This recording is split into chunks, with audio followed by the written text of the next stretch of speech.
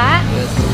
Sebelumnya terima kasih Pak sudah meluangkan waktunya untuk kami wawancarai pada hari ini. Sebelumnya izinkan kami untuk memperkenalkan terlebih dahulu. Perkenalkan, nama saya Fitriani. Saya bersama rekan-rekan saya ada Nur Afdalia, Nadia, Telvi dan Syasha Pak. Kedatangan kami ke sini untuk mewawancari Bapak terkait usaha yang Bapak jalankan saat ini. Sekaligus menjalankan tugas akademik kami yaitu terkait studi kewirausahaan. Mungkin Bapak perkenalkan dulu dengan Bapak siapa? Sebenarnya perkenalkan, nama saya Iwan. Kalau untuk asal saya dari Jawa. Saya sudah berkeluarga dan di sini saya berusaha berbuka usaha ini berdua sama istri gitu. Dan nama istri saya Nur Fitrawati. Kami izin mewawancarai Bapak ya. Boleh. Langsung saja Pak ke pertanyaannya. Baik Pak, pertanyaan saya itu apa motivasi utama Bapak dan pasangan dalam memutuskan untuk membangun bisnis bersama daripada berkarir masing-masing? Untuk sebelum saya buka usaha, saya itu pernah bekerja kan. Jadi tidak langsung kita membuka usaha, karena kan namanya kehidupan kita butuh yang namanya pengalaman. Nah dari pengalaman situ mungkin saya merasa kayaknya saya cocok nih, udah bisa harus buka usaha gitu. Karena kalau kita bekerja terus mau sampai kapan gitu. Karena kan kalau bekerja walaupun kita punya status jabatan tidak bisa diteruskan, tidak bisa dilanjutkan ke maksudnya keturunan kita ya gitu loh kalau kita kerja terus. Maka saya mengusulkan saya buka usaha sama istri, karena sebelumnya saya kerja, istri kerja gitu. Nah, kebetulan kan kalau dari Jawa itu kita kayak di pentingan kayaknya kita tuh harus usaha gitu, lebih mandiri begitu kan. Makanya kita memutuskan sama istri merantau dari Jawa ke Sulawesi ya itu untuk usaha. Pertanyaan selanjutnya Pak, saat pertama kali memulai tantangan apa yang paling sulit dihadapi dalam menyatukan dua pemikiran yang berbeda dalam suatu modal bisnis? Modal bisnis ya. Untuk menyatukan pemikiran kita berdua yang pertama emang agak sulit ya Kak. Karena yang pertama kita mau usaha apa yang sekiranya cocok kan itu harus benar-benar kita kemampuan kita mampu atau tidak gitu toh.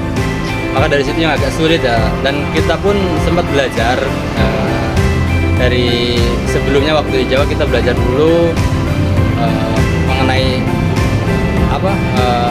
sistem kita kan usaha kebetulan kuliner. Nah, kuliner itu kan perlu kita pelajari maksudnya bahasanya kayak rasa, kesukaan orang kita harus paham rasa, ya kan? Maka dari situ agak sulitnya ya kita harus mengenal rasa di sini, kesukaan orang sini itu apa ya gitu. Makanya kita sebelumnya waktu saya buka di sini itu saya sebelum 1 bulan sebelum buka saya survei dulu Kak. Pasti kita butuh yang namanya survei. Nah kebetulan saya sudah survei keliling di sini, nemulah usaha seblak karena di sini tuh belum banyak yang menjual seblak gitu Kak. Makanya saya putuskan sama istri buka usaha seblak gitu. Pertanyaan selanjutnya, bagaimana Bapak menentukan pembagian tugas dan wewenang agar tidak terjadi tumpang tindih tanggung jawab? Kalau untuk membagi tugas, kita emang kadang dibagi tugas juga. Saya mengelola usaha di sini, kadang kalau istri itu dia bagian yang seperti belanja, karena dia yang ngurus inian, saya yang ngurusin di warung, dia yang ngurusin belanjaan. Jadi untuk stok barang, kayak stok ini dia yang tahu, dia yang nyiapin, saya tinggal menjalankan usahanya gitu. Baik, pertanyaan selanjutnya, bagaimana Bapak menyikapi situasi jika salah satu pihak memiliki performa kerja yang sedang menurun tanpa merusak hubungan personal? Yang jelas namanya kita usaha pasti ada naik turunnya kan. Ya kalau kita naik turun pasti kita saling lihat. Pasti kan sebelumnya kita udah belajar namanya usaha itu harus sabar, harus ikhtiar gitu. Ya kita kalau ketika ada penurunan di ini ya kita harus sabar saja, saling mengerti gitu kan. Baik, pertanyaan selanjutnya, siapa yang memiliki suara terakhir atau hak vote dalam pengambilan keputusan krusial jika Anda berdua mencapai titik buntu? Kalau untuk hasil akhir kemungkinan tanggung jawab ada di saya Kak. Karena kan saya sebagai bahasanya yang laki-laki, pasti keputusan ada di saya. Baik, pertanyaan terakhir. Bagaimana rencana sukses atau keberlanjutan bisnis ini jika salah satu dari Anda memutuskan untuk berhenti atau pensiun lebih awal? Kalau untuk berkelanjutan misalkan yang satu berhenti, mungkin kayaknya enggak sih ya Kak. Kalau untuk berhenti, karena kan kita mempunyai bahasanya punya tujuan yang tujuan kita pengen ya, setidaknya tidak hanya di sini gitu loh Kak. Kita ingin buka cabang, kebetulan alhamdulillah untuk saat ini kita ada di Penambung, tambah satu lagi. Jadi Dan saat ini Pak 2 cabang. ya satu dan cabang. Ya, niat rencana saya sih agak ya lumayan sampai berapa tempat ya gitu. Cuman kita kan masih proses tuh, nggak mungkin memudah ya, balikkan tangan ya gitu. Untuk usaha kan ya, kita butuh proses yang agak ini ya.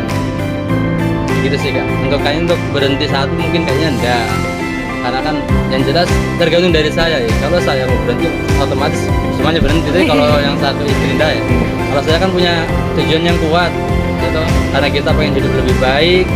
Bahasanya ya kalau kita punya usaha pengen financial freedom itu di umur 40-an udah harus bisa financial freedom, bahasanya kita tidak terlalu fokus bekerja terus gitu Kak. Kalau usaha kan pasti bisa. Yang penting kita punya sistem, punya tim, insya Allah itu bisa bergerak dengan ini apa. Makanya kita ya kalau untuk berhenti usaha itu atau kita kembali untuk bekerja lagi kayaknya mungkin tidak gitu. Karena menurut pengalaman saya selama ini, selama saya bekerja di perusahaan, saya bekerja di tempat mana yang biasa saja juga, menurut saya lebih baik saya usaha ya. Karena bisa menurunkan usaha ini untuk anak-anak saya lagi gitu. Kalau kita kerja tidak bisa diturunkan gitu. Jadi Pak lebih menguntungkan ya kalau Ya, tapi ya gitu prosesnya, kan namanya orang usaha jatuh itu bahasnya kita harus benar-benar kuat untuk mental, bahasnya kita harus siapin waktu bahasnya meluangkan waktu benar-benar tidak kayak mau bermain. Kalau kita kerja kan masih mikirin main, masih mikirin inian liburan. Kalau orang usaha itu harus bahasnya dalam 10 tahun, kalau orang ini harus fokus untuk membangun usaha dulu, membangun sistem dulu baru kayak gitu.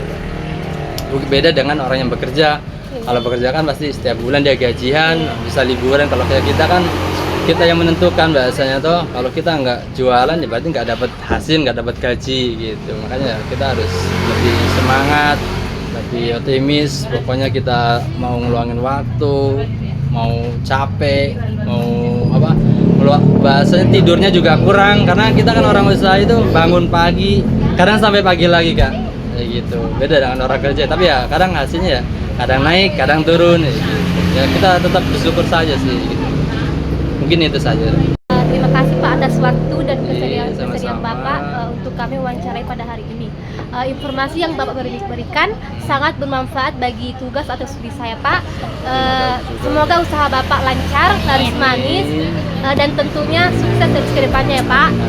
Terima kasih untuk semua adanya juga, semoga dengan tugas ini bisa bermanfaat untuk di tugasnya gitu. Oke, terima kasih. Terima kasih Pak. Sama-sama. Behind the scene. Bismillahirrahmanirrahim. Assalamualaikum warahmatullahi wabarakatuh. Perkenalkan kami dari kelompok 4. Saya Fitriani. Saya Sesatu Seri Ramadhani. Saya Nur Afdali Alifira. Saya Delvin dan saya Nada. Mewawancarai usaha yang dilakukan oleh 2 orang wirausaha yang wabarakatuh. Assalamualaikum warahmatullahi wabarakatuh. Perkenalkan kami dari kelompok 4. Saya Fitriani. Saya Sesatu Seri Ramadhani. Saya Nur Afdali Alifira. Saya Delvin dan saya Nada Nabila. Jadi kali ini kami akan mewawancarai usaha yang dilakukan oleh 2 orang wirausaha yang untuk kami wawancarai pada hari ini.